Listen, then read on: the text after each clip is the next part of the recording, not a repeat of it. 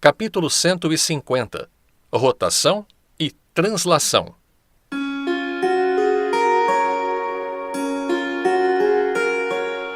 Há em cada empresa, afeição ou idade, um ciclo inteiro da vida humana. O primeiro número do meu jornal encheu-me a alma de uma vasta aurora, coroou-me de verduras, restituiu-me a lepidez da mocidade. 6 meses depois, batia a hora da velhice, e daí a 2 semanas, a da morte, que foi clandestina, como a de Dona Plácida. No dia em que o jornal amanheceu morto, respirei como um homem que vem de longo caminho. De modo que, se eu disser que a vida humana nutre de si mesma outras vidas mais ou menos efêmeras, como o corpo alimenta os seus parasitas, creio não dizer uma coisa inteiramente absurda. Mas, para não arriscar essa figura menos nítida e adequada, prefiro uma imagem astronômica. O homem executa à roda do grande mistério um movimento duplo de rotação e translação. Tem os seus dias desiguais como os de Júpiter e deles compõe o seu ano mais ou menos longo. No momento em que eu terminava o meu movimento de rotação, concluía Lobo Neves o seu movimento de translação. Morria com o pé na escada ministerial. Correu ao menos durante algumas semanas que ele ia ser ministro. E pois que o boato me encheu de muita irritação e inveja, não é impossível que a notícia da morte me deixasse alguma tranquilidade, alívio e 1 ou 2 minutos de prazer. Prazer é muito, mas é verdade. Juro aos séculos que é a pura verdade. Fui ao enterro. Na sala mortuária achei Virgília ao pé do féretro a soluçar. Quando levantou a cabeça, vi que chorava deveras. Ao sair ao enterro, abraçou-se ao caixão aflita. Vieram tirá-la e levá-la para dentro. Digo-vos que as lágrimas eram verdadeiras. Eu fui ao cemitério. E, para dizer tudo, não tinha muita vontade de falar. Levava uma pedra na garganta ou na consciência.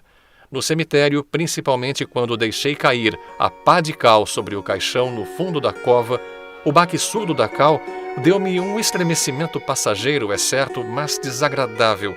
E depois à tarde tinha o peso e a cor do chumbo. O cemitério, as roupas pretas.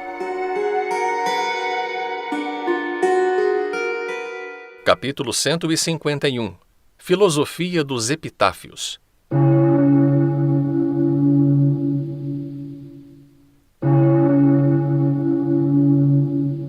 Saí afastando-me dos grupos e fingindo ler os epitáfios. E, aliás, gosto dos epitáfios.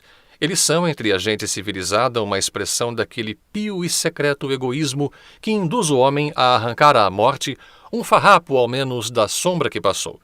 Daí vem talvez a tristeza inconsolável dos que sabem os seus mortos na vala comum. Parece-lhes que a podridão anônima os alcança a eles mesmos. Capítulo 152. A moeda de Vespasiano.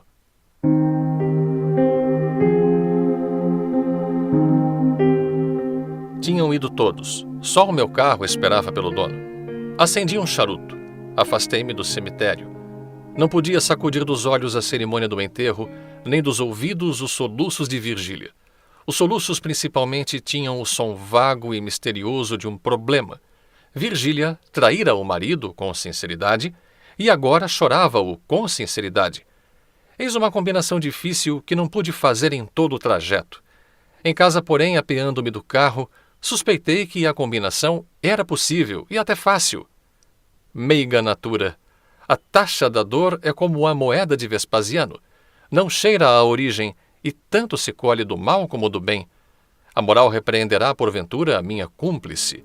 É o que te não importa, implacável amiga, uma vez que lhe recebeste pontualmente as lágrimas. Meiga, 3 vezes meiga natura. Capítulo 153. O alienista.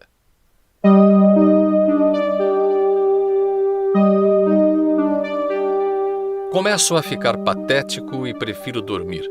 Dormi, sonhei que era nababo e acordei com a ideia de ser nababo. Eu gostava às vezes de imaginar esses contrastes de região, estado e credo. Alguns dias antes tinha pensado na hipótese de uma revolução social, religiosa e política que transferisse o arcebispo de Cantuária a simples coletor de Petrópolis e fiz longos cálculos para saber se o coletor eliminaria o arcebispo, ou se o arcebispo rejeitaria o coletor, ou que porção de arcebispo pode jazer num coletor, ou que soma de coletor pode combinar com um arcebispo, etc. Questões insolúveis, aparentemente, mas, na realidade, perfeitamente solúveis, desde que se atenda que pode haver num arcebispo 2 arcebispos, o da bula e o outro. Está dito, vou ser nababo. Era um simples gracejo.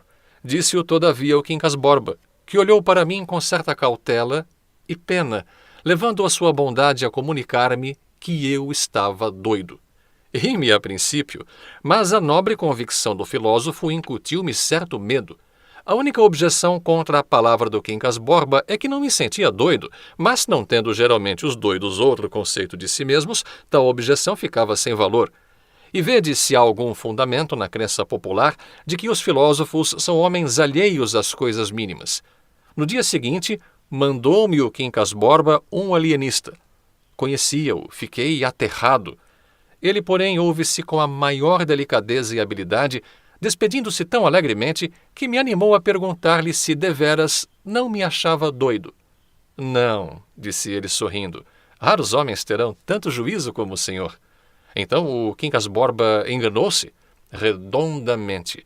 E depois, ao contrário, se é amigo dele, peço-lhe que o distraia, que...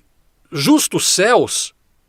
Parece-lhe um homem de tamanho espírito, um filósofo.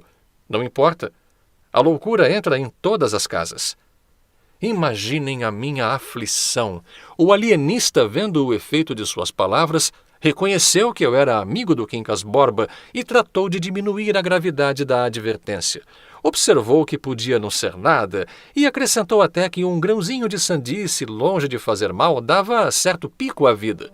Como eu rejeitasse com horror esta opinião, o alienista sorriu e disse-me uma coisa tão extraordinária, que não merece menos de um capítulo. Capítulo 154. Os navios do Pireu.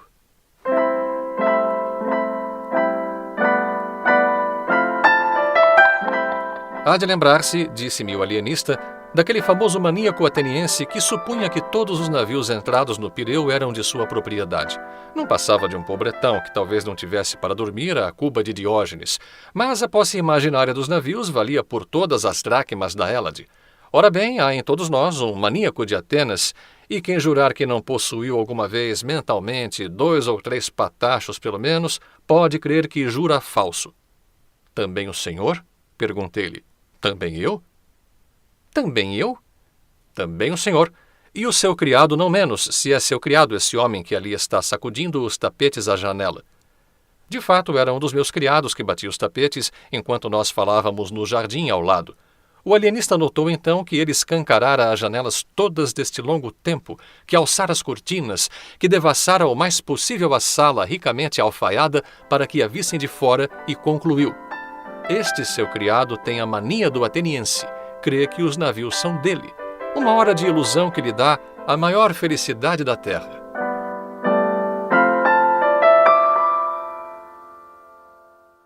Capítulo 155. Reflexão cordial.